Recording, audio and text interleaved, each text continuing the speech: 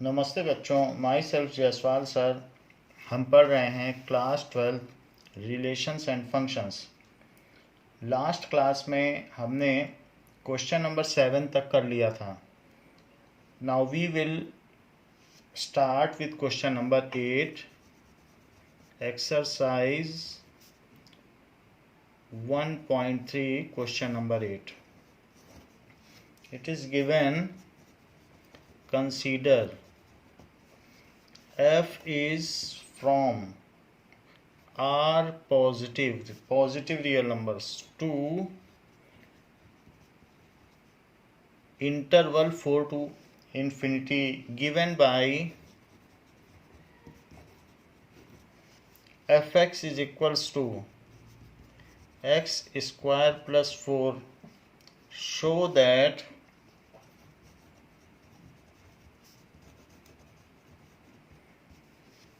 f is invertible. F is invertible with the inverse f inverse with the inverse f inverse of f, given by f inverse y is equals to y minus 4, where R positive is the set of all non-negative real numbers, is the set of all non-negative real numbers. ये बात कही गई है। R positive is non negative real numbers including zero. तो ये बात यहाँ पर कहा गया है। और आपको ये बात कही गई है कि एक ऐसी मैपिंग है जो आर पॉजिटिव से ज़ीरो से लेके सभी पॉजिटिव रियल नंबर्स यहाँ तक मैप होती है और इस फार्मूले से होती है। तो आप ये देख लीजिए कि इसकी रेंज क्या होगी। रेंज आप देख लें, जबकि हमारा x कहाँ से कहाँ तक है। सॉल्यूशन देखिए कि जो x हमने लिया है वो ज़ीरो से लेके इन्फिनिटी तक है। तो बताइए x स्क्वायर कहाँ से कहाँ तक होगा, तो वो भी ज़ीरो से इन्फिनिटी तक होगा। अच्छा, x स्क्वायर प्लस 4 कहाँ से कहाँ तक होगा, सब में 4 जोड़ दीजिए, 0 प्लस 4 और इन्फिनिटी प्लस 4, लेकिन यही तो एफ एक्स है। ये इन्फिनिटी हो गया, ये 4 हो गया। तो रेंज कहाँ से कहाँ तक हो गई, तो यहाँ 0 चूँकि इंक्लूडेड था इसलिए आप भी इंक्लूड कर लें, और इसलिए जो रेंज हो गई वो 4 से लेके इन्फिनिटी तक हुई। तो रेंज यही है। तो अब हमें इसकी इन्वर्टिबिलिटी शो करनी है इस रेंज पर, यानी कि यहाँ से वापस आते समय क्या ये इन्वर्टिबल है। तो अगर ये 1 1 एंड ऑन 2 हुआ तो फंक्शन इन्वर्टिबल होगा। So if it is 1 1 and 2 then it is invertible. जरा चेक करते हैं कि जैसे मान लो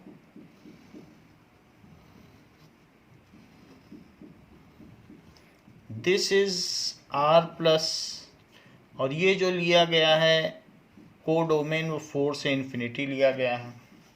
तो इस तरीके से ये चीज़ दी गई है। अब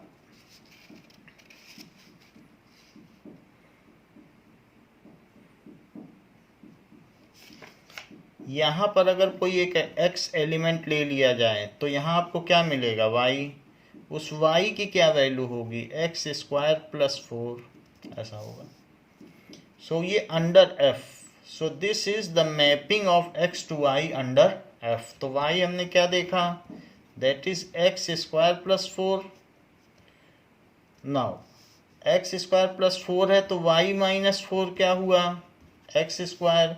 तो x क्या हुआ, √y-4, because the possibility of negative x is eliminated as the pool from which the pre-images are chosen are non-negative real numbers। तो जब हमने नॉन निगेटिव लिया है तो वापस आते समय भी हमें नॉन निगेटिव मिलेगा, इसीलिए जब हमने स्क्वायर रूट लगाया है तो निगेटिव का साइन नहीं लगाया, सिर्फ प्लस का, क्योंकि x हमें कभी निगेटिव मिलने वाला नहीं है। तो हमने पिकअप जब पॉजिटिव से किया है तो पिकअप जैसे किया तो मिलेगा भी वही, सो इसलिए x ये है। तो कंसीडर करो, consider a function g from कहाँ से, 4 to infinity से r पॉजिटिव की ओर, 4 to infinity से, क्योंकि वही यहाँ से यहाँ पहुँचा सकता है। g में ये सामर्थ्य है कि gy is equals to x, defined as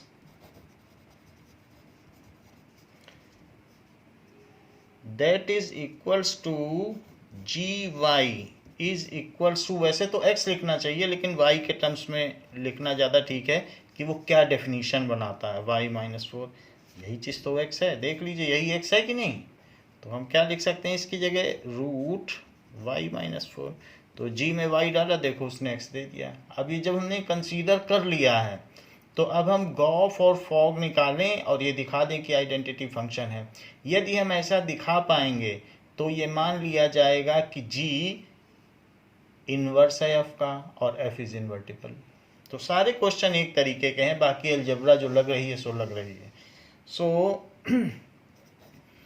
Gauff x लेगा, क्यों, क्योंकि पहले उसे f से गुजरना है, तो x ही तो f से गुजर रहा है और फिर बाद में g से गुजरना है, तो इसलिए पिकअप तो f में जो एलिमेंट डाला जाएगा वो तो x ही होगा, वो r प्लस का सदस्य होगा, दैट इज g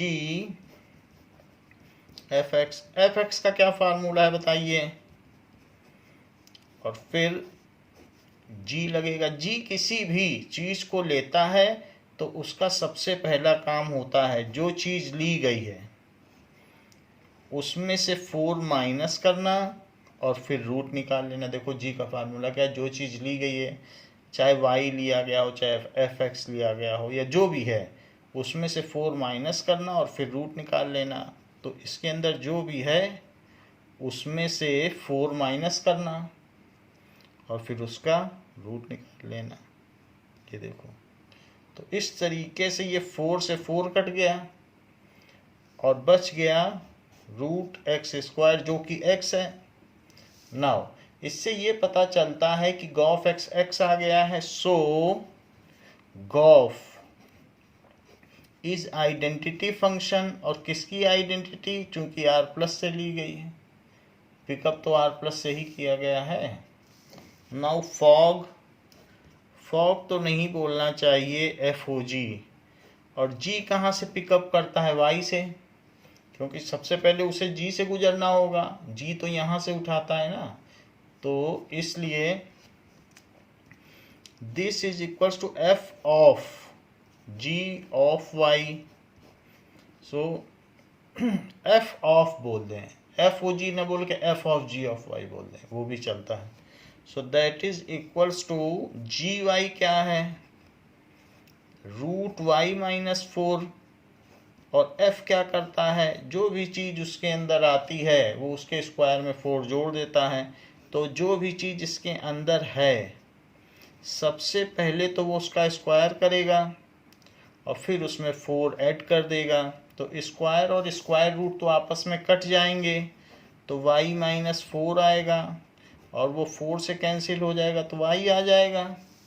इससे ये पता चलता है कि फॉग FOG या f of g of y has given S y, so f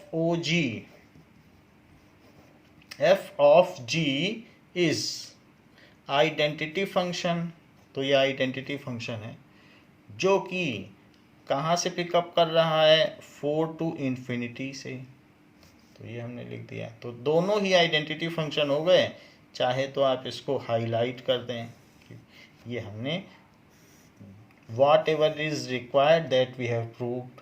तो जब बोथ वे है, गॉफ और फॉग दोनों बोथ वे आइडेंटिटी फंक्शन है, so F is invertible. So F is invertible and its inverse is g। its inverse is g। मेरा कहने का मतलब है कि f inverse is g, जिसकी की डेफिनीशन ऊपर दी गई है। ये है डेफिनीशन। चाहो तो लास्ट में एक बार और लिख दो, वरना यहां भी चल जाएगी। So this is question number 8। देखिए question number 9, it is also the same like previous question. कहा गया है consider f from r positive to -5 to infinity given by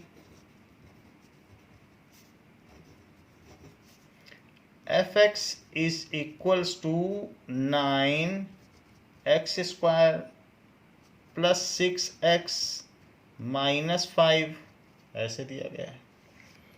show that f is invertible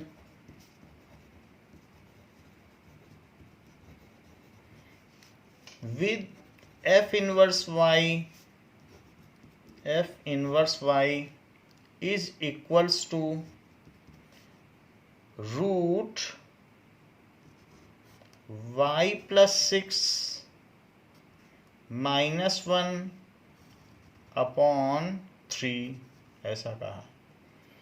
तो ये कहाँ से कहाँ तक चीज़ों को ले जाता है? सो f प्लस से ये r प्लस से यहाँ तक ले जाता है। तो अब x की वैल्यू कहाँ से कहाँ तक है जरा देख लें कि x है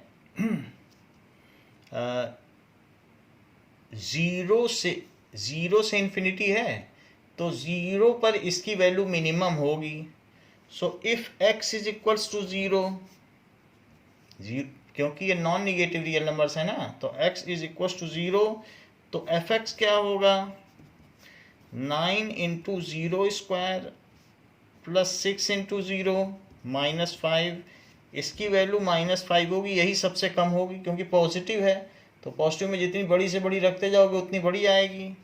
और इफ़ सबसे बड़ी value x is equal to infinity, क्योंकि ये 0 से इन्फिनिटी तक है, तो fx क्या होगा?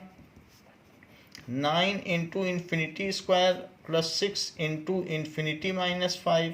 तो ये तो बहुत बड़ी वैल्यू है, 5 के कम होने से कुछ नहीं, वो इन्फिनिटी ही आएगी। तो इस तरीके से जो हमारी रेंज है वो -5 टू इन्फिनिटी हो गई। सो यहाँ पर रेंज क्या हो गई?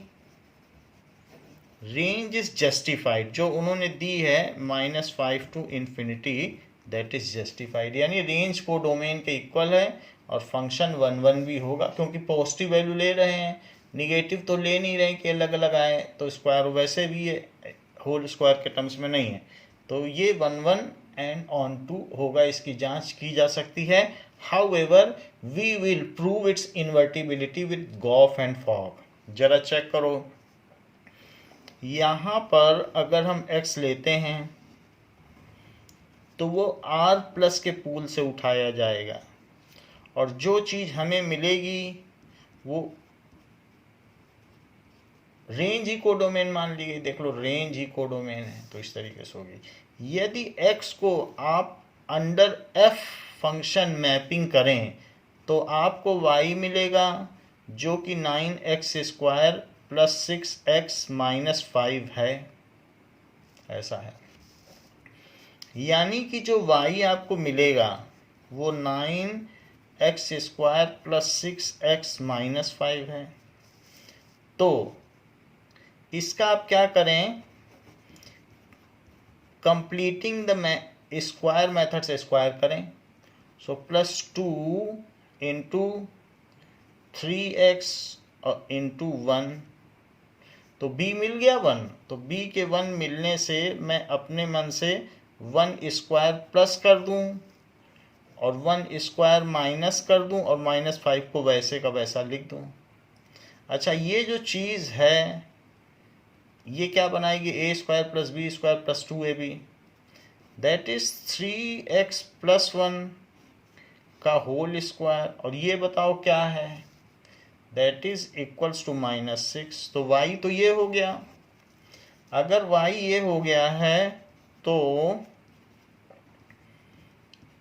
इसका मतलब क्या हुआ कि y प्लस 6 का root that is 3x plus 1, y plus 6, तो y प्लस 6 पॉजिटिव ही होगा। ऐसा मैं क्यों कह रहा हूँ, क्योंकि y -5 से इन्फिनिटी तक है, निगेटिव में जा ही नहीं रहा है, -5 से इन्फिनिटी, तो we are always in this bracket, ये तो पॉजिटिव है और रियल हो गया। और इसके अलावा जो x है वो पॉजिटिव है, इसलिए निगेटिव यहाँ नहीं लगाया जा रहा है, because x is never negative. So यहाँ पर जो y प्लस 6 है, so root y plus 6 -1 is equals to 3x। तो फिर x क्या हुआ, रूट y प्लस 6 -1/3, ये चीज़ है। अब आप कुछ भी वैल्यू डालो उसके हिसाब से और यही फार्मूला लगा लो, आपको जो चीज़ चाहिए मिल जाएगी। जैसे मैं 1 डालता हूँ तो 1 की मैं 1 डालोगे तो क्या मिल जाएगा, 0 डाल दो, 0, तो 0 के लिए क्या मिला था, -5, लिख दीजिए -5 मिला था, -5।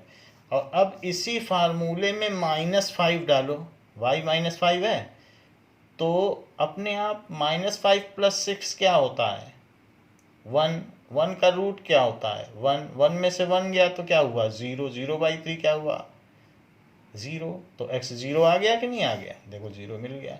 तो फार्मूला वही है, यानी जो हमारी x की वैल्यू है वो ये है, क्या है, root y plus 6 -1/3, root y plus 6 -1/3, यही x है।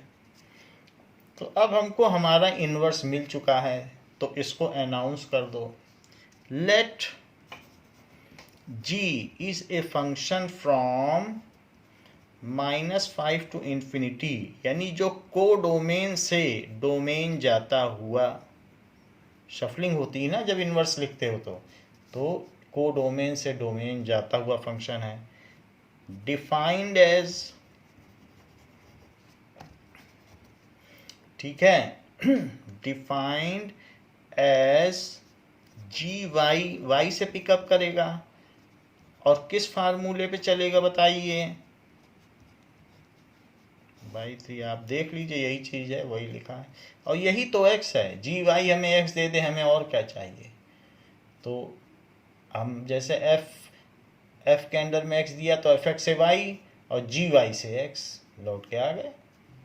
अब जरा देखो, ये बात जब हो गई है तो हम गॉफ x निकालें कि गॉफ x क्या होगा। नाउ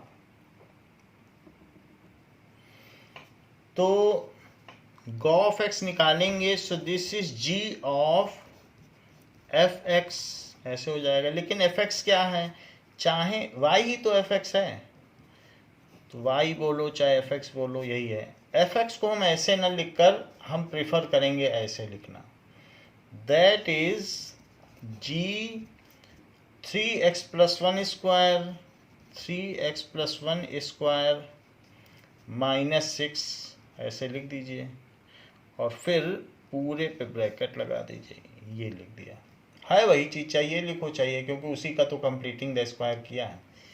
g क्या करता है, g का काम है जो इसके अंदर आए, जो भी आए उसमें 6 ऐड कर दे, जो भी इसके अंदर आएगा उसमें उसको 6 को वो ऐड कर देगा, देखो यहाँ लिखा है, और फिर -1 कर दे और डिवाइड बाई 3 कर दे, तो उसके अंदर क्या आया है, 3x + 1 का स्क्वायर आया है और -6 आया है। तो उसी में उसने 6 ऐड कर दिया, जो आया था जो भी हो उसमें 6 ऐड करे, -1 करे, 6 ऐड करके रूट ले, -1 करके बाई 3 करे, तो जो भी हो, ये है जो भी है वो हमने अंदर रख दिया।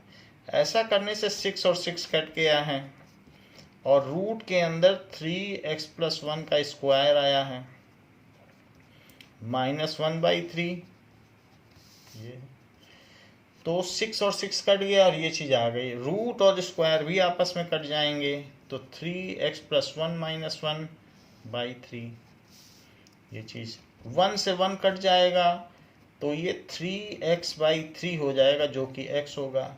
हमने मशीन में जो कंपोजिशन और फंक्शन की मशीन में x डाला और x मिला, सो गॉफ इज आइडेंटिटी फंक्शन। लेकिन इसने किस पूल से उठाया था एलिमेंट, r+ से, तो इसलिए identity function for r positive. So Gauff is identity function for r positive, identity function for r positive. तो ये चीज़ हमारी पहली हो गई। अब हमें ये देखना है फॉग FOG भी क्या आइडेंटिटी फंक्शन है, तो ज़रा उसकी जांच की जाए। तो देखें FOG, तो ये तो y उठाएगा, तो y क्या करता है ज़रा देखें, इट इज़ FGY। तो GY का क्या फार्मूला है, यहाँ देख लो, GY का फार्मूला आपके सामने है, ये है G का रूट y + 6 - 1/3, यही है GY, यही लिख देते हैं, रूट y + 6 - 1/3, ऐसा लिख दिया। अच्छा, तो f क्या करेगा, तो f को भी देख लीजिए, f जो है 3x + 1 का स्क्वायर -6 कर देगा, जो भी है उसका 3 गुना, फिर उसमें 1 जोड़ा, फिर स्क्वायर किया, जो भी है उसका 3 गुना,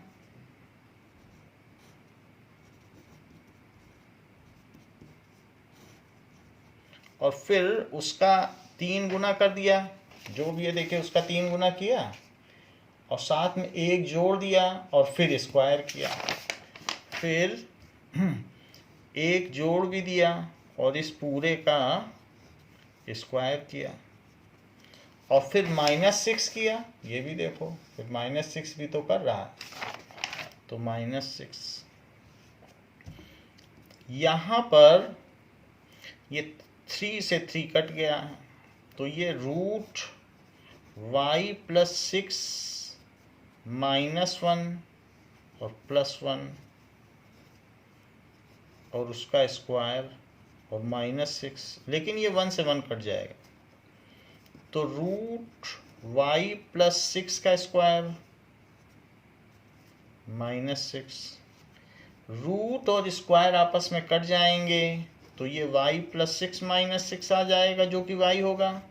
तो हमने देखा FOG y से y आ गया है, सो FOG इज आइडेंटिटी फंक्शन, लेकिन इसमें एलिमेंट कहाँ से पिकअप किए गए हैं, तो -5 से इन्फिनिटी तक, सो इसलिए इसमें ऐसे लिख दिया जाएगा -5 to ∞।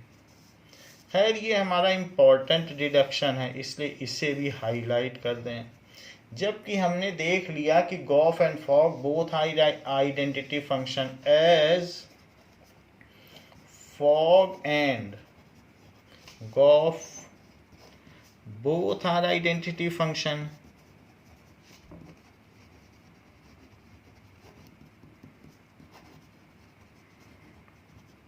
So f is invertible and g is its inverse, तो जी इसका व्युत्क्रम है और एफ इन्वर्टिबल है। So F inverse is equal to G. ये बात हमने प्रूव कर दी जैसा उसने कहा था कि शो करो। सो हैंस शोड भी लिख सकते हो या हैंस प्रूव्ड भी लिख सकते हो। अब देखिए क्वेश्चन नंबर 10 क्या कहता है। क्वेश्चन नंबर 10 कहता है late f is a function from x to y, ऐसा है। be an invertible function, be an invertible function, show that f has unique inverse, show that f has unique inverse. ऐसा है।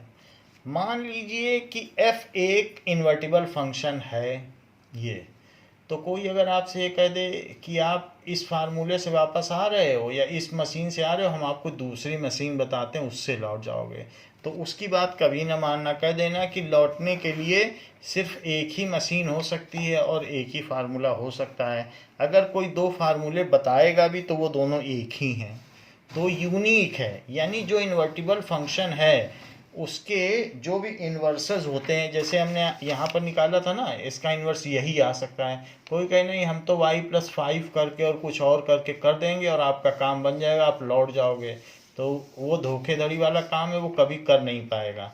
जैसे g है तो यही बस इन्वर्स हो सकता है। कोई भी इन्वर्टिबल फंक्शन होगा तो जो इस प्रोसेस से आएगा वही इन्वर्स हो सकता है। इसके अलावा अगर आपको कुछ भी कोई कहता है कि हम दूसरा इन्वर्स दे सकते हैं तो आप उसकी बात पर विश्वास न करें। अब जरा देखें, यही बात यहाँ कही जा रही है, तो उसका यूनिक इन्वर्स होगा। नाउ हम ऐसा मान लेते हैं कि अगर इन्वर्टिबल है तो ये बात हो गई कि इफ f इज इन्वर्टिबल, तो दो चीजें तो हमें पता ही हैं। ऐसे केस में जो गॉफ होगा, गॉफ ऑफ x वो ix होगा,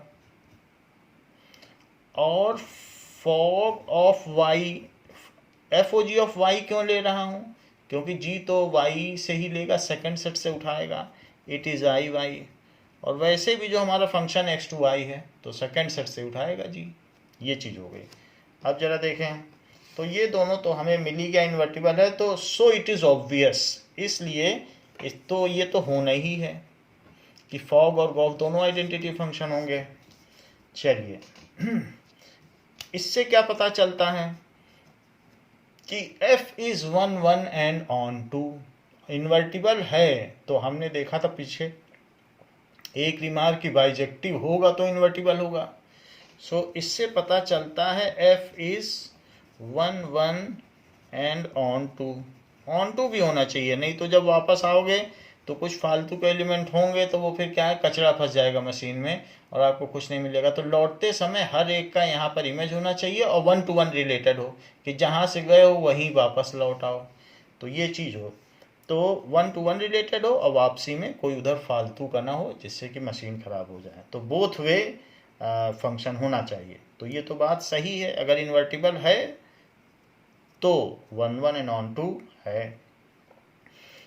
अब हम ये मान लेते हैं कि चलो ठीक है, जैसे हम पहले माना करते थे कि √2 इज रेशनल, इरेशनल की जगह हम रेशनल मान लिया करते थे, तो ऐसे हम मान लेते हैं कि इसका एक इन्वर्स नहीं है, इसके दो इन्वर्स हैं, हम ये मान लेते हैं। So let there be 2 inverse, there be 2 inverse G1 and G2, G1 and G2 दो इन्वर्स हैं।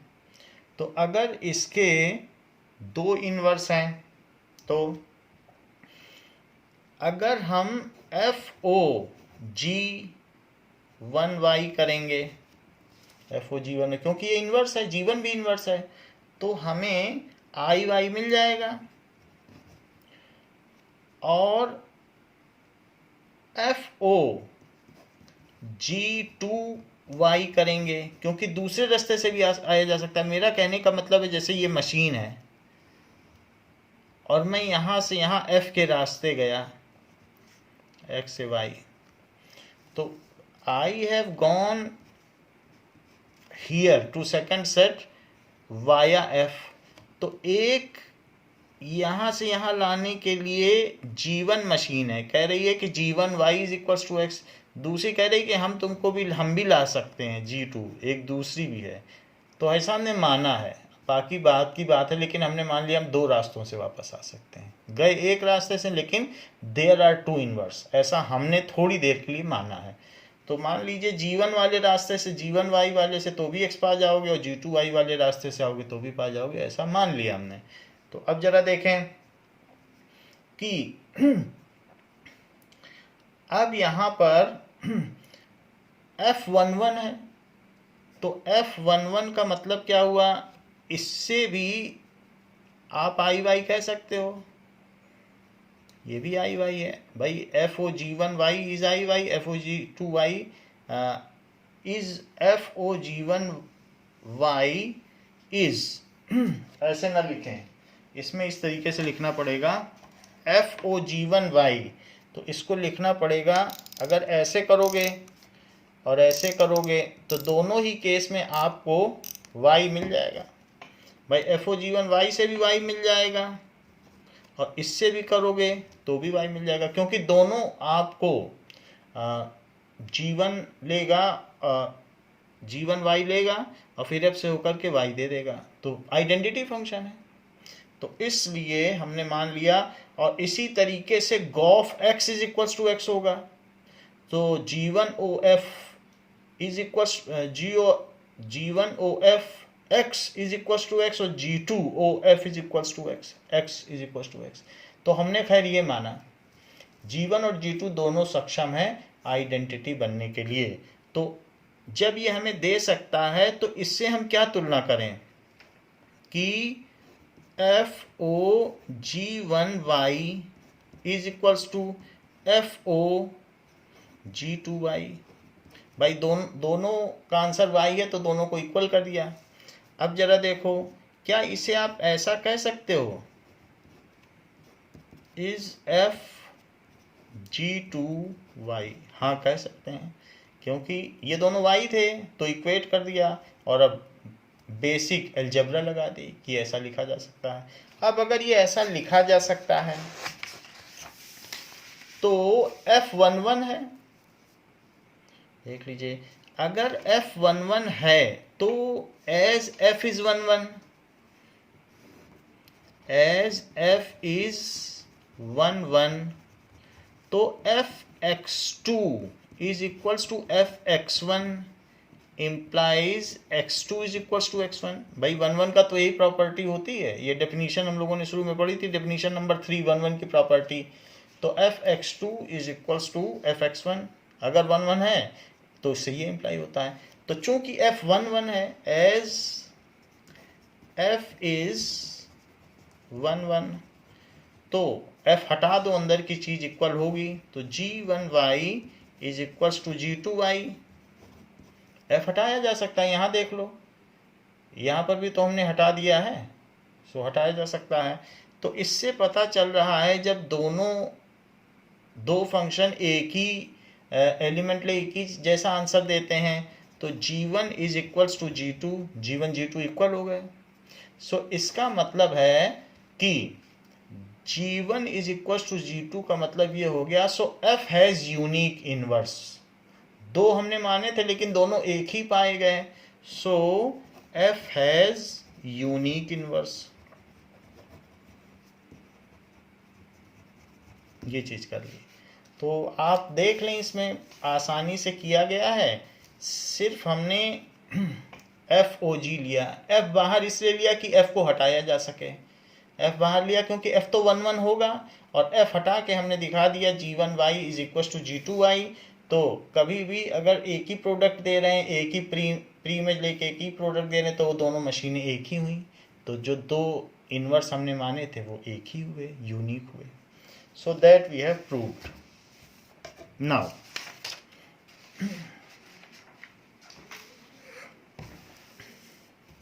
अब देखिए 11th क्वेश्चन क्या कहा गया है। कहा गया है consider f from 1 2 3 2 ABC given by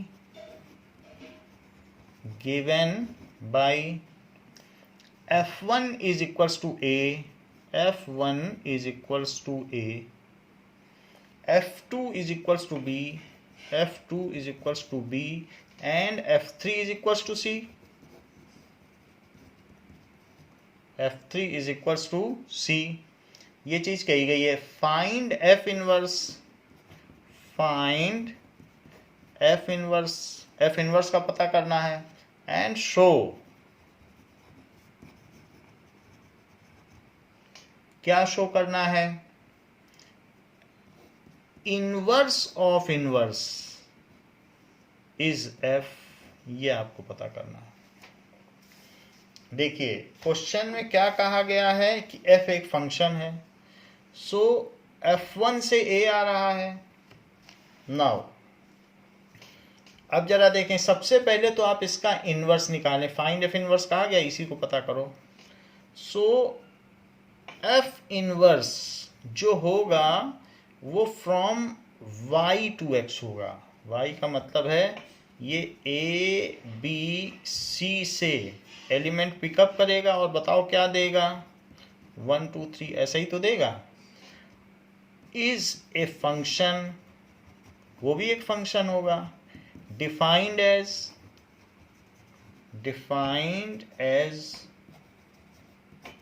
तो कैसे डिफाइंड होगा, जैसे f1 is equal to a,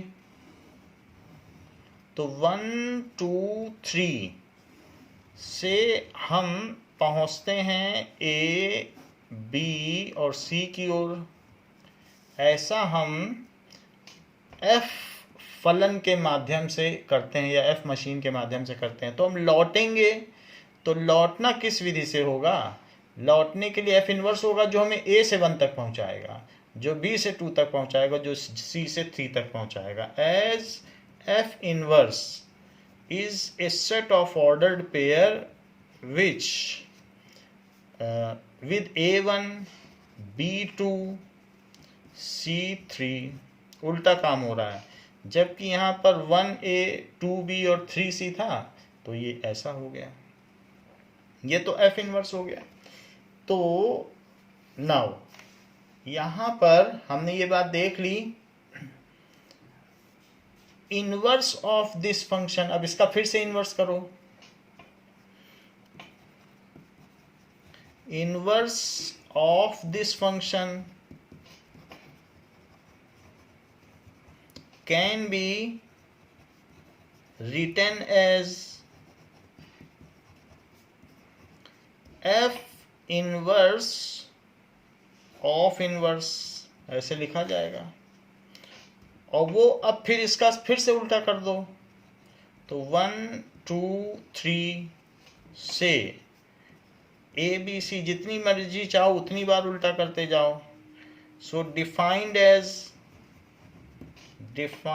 as so f inverse of inverse, ये देखो, तो वो क्या करेगा, अब इसको फिर से पलट देगा। यानी जो a से 1 हमें पहुंचाता था, तो उसका फिर से वो पलट देगा। अब वो 1 से a पहुंचाएगा।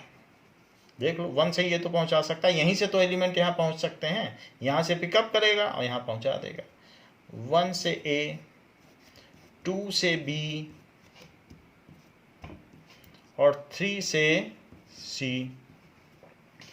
दैट इज, इसका मतलब क्या हुआ कि f inverse of inverse 1 is equals to A, F inverse of inverse 2 is equals to B, and F inverse of inverse 3 is equals to C. ये हो गया। Which is same as F function, क्योंकि F भी तो यही कर रहा है, देख लो f1 is equals to A, f2 is equals to B, f3 is equals to C, और बिल्कुल वही डोमेन वही रेंज, यहाँ भी वही डोमेन वही रेंज, और ये भी वही कर रहा है। So which is same as F function, तो वो वही काम कर रहा है जो एफ फंक्शन कर रहा था। सो इससे ये प्रूव हो जाता है कि एफ इनवर्स का इनवर्स और कुछ नहीं है, एफ है, हैंस प्रूव्ड। इससे ये बात आपने देखी कि कैसे साबित हो गई। नाउ अब जरा देखें कि 13th क्वेश्चन हमने 11th, अब हम करते हैं 12th क्वेश्चन। 12th क्वेश्चन में क्या कहा गया है? Let f is from x to y be an invertible function, be an invertible function, एक इन्वर्टिबल फंक्शन है, so that the inverse of f inverse is F, so that the, लगभग ऊपर से मिलता जुलता है, वहां एग्जाम्पल के तौर पर था, उस चीज को वो जनरलाइज करके अब ये फार्मूला बनवा रहा है। So that the inverse of f inverse is f, ऐसे कह रहा है, दैट इज एफ इनवर्स का inverse is equal to f. ये हमसे प्रूव करवाना चाहता है कि इनवर्स का इनवर्स ये है। नाउ अब देखें,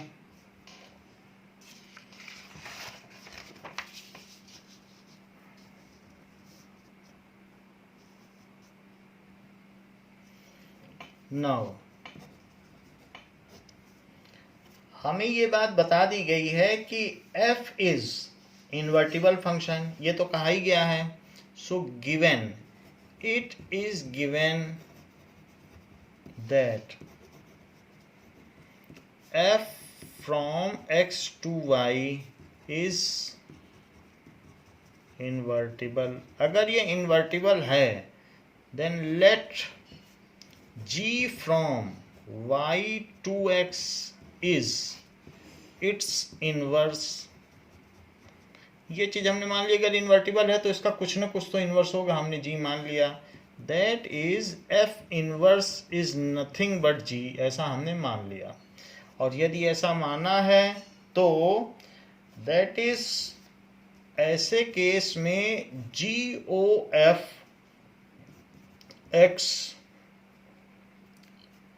will be x and this implies जो गॉफ होगा वो IX हो जाएगा, और FOG y, क्योंकि G तो y उठाएगा ना, is y, this implies fog is IY। ये दोनों आइडेंटिटी फंक्शन होंगे, क्योंकि कोई फंक्शन अपने इनवर्स के साथ आइडेंटिटी फंक्शन देता है, कोई फंक्शन अपने इनवर्स के साथ आइडेंटिटी फंक्शन देता है। इसी से ये डिड्यूस हो गया। यदि इनवर्स है तो ये दोनों ऑब्वियस हैं, ये दोनों बिल्कुल स्पष्टता है कि जो इनवर्स होगा तो उसके साथ वो आइडेंटिटी फंक्शन देगा, इसमें कोई दो राय नहीं है। अब जरा देखो कि नाउ अगर हम f इनवर्स लें और f इनवर्स का इनवर्स लें, हम कोई भी फंक्शन लें और उसका इनवर्स लें, तो उन दोनों को परस्पर कंपोजिट करने पर, ऐसी दो मशीनों को जोड़ने पर, एक मशीन और एक उसकी इन्वर्स मशीन, उन दोनों को आपस में कंपोजिशन करने पर, कपलिंग करने पर वो आइडेंटिटी फंक्शन देंगी। तो ये तो बात सही है। अब जरा देखें, इसके अलावा हम pre operating F function on both side, so pre compositing F on both side, एक और मशीन लगा दी दोनों तरफ, तो एफ ओ और अंदर जो है वो अंदर ही रहने दिया, तो F inverse is equals to F O I. ये अब देखिए कि जब तीन मशीनें होती हैं तो हमने एक बात पहले भी देख ली है कि HOGOF is equals to HOGOF। हमने ये एसोसिएटिविटी देख ली है पहले भी कि यहाँ ब्रैकेट हो तो इस पर लगाया जा सकता है, तो यहाँ भी हम वही कर सकते हैं कि F इनवर्स इसको एक साथ रख सकते हैं, बाकी F इनवर्स और इनवर्स ये अलग कर लें, ये दोनों पहले ऑपरेट कर लें बाइनरी। अच्छा, किसी भी फंक्शन को आइडेंटिटी के साथ ऑपरेट करो, आइडेंटिटी तो वो होती कुछ जो होता वही दे देती है, तो वो वही फंक्शन है, क्योंकि आइडेंटिटी एलिमेंट कुछ फर्क ही नहीं करती, चाहे 10 बार किसी आइडेंटिटी फंक्शन से x डालोगे x ही निकलेगा, तो असली काम तो जो f कर रहा है वही करेगा। अच्छा, यहाँ देखिए कोई भी फंक्शन अपने इनवर्स के साथ ऑपरेट होगा, भाई जी भी तो लिखते हैं तो FOG भी लिख सकते हैं, लेकिन हम F इनवर्स ही लिख रहे हैं, कोई बात नहीं। कोई भी फंक्शन अपने इनवर्स के साथ कभी भी कंपोजिट करेगा तो वो आइडेंटिटी फंक्शन है, तो मशीन में डालो और इनवर्स से निकालो तो वो आइडेंटिटी फंक्शन होगा।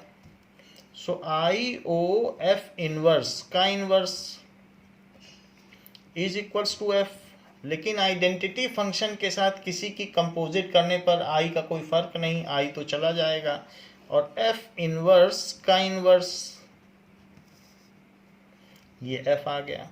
इस तरीके से ये प्रूव हो गया inverse of function is the same function, that is inverse of a function, that is दो बार इनवर्स कर दिया गया, inverse of a function is function itself,